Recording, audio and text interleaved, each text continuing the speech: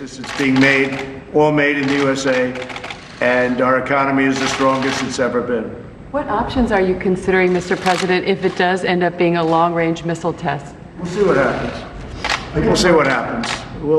Let's see. Maybe it's a nice president. Maybe it's a president where he sends me a beautiful vase as opposed to a missile test.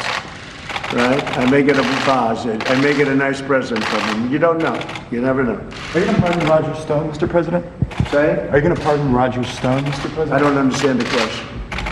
Roger Stone, are you going to pardon him, sir? He's been convicted of felonies. Am I going to pardon him? Yes. Well, I hadn't thought of it.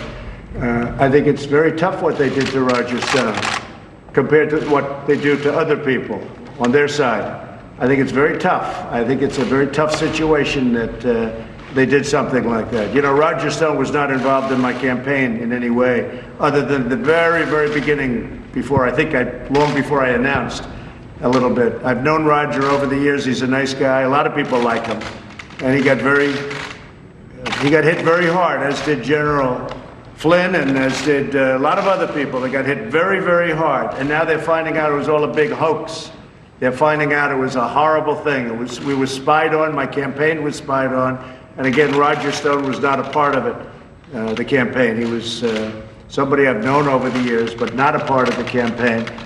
Very, very, very early on, long before I even announced, he was involved in a minor way. But he's a good person. And what they did to him is very unfair, in my opinion. And what they did to General Flynn is very unfair, in my opinion. And what they did to so many others is very unfair. And now we found out they're a bunch of dirty cops. And paid for by the DNC, paid for by Hillary Clinton in many cases, and in much. They did a phony dossier. They used the dossier for FISA.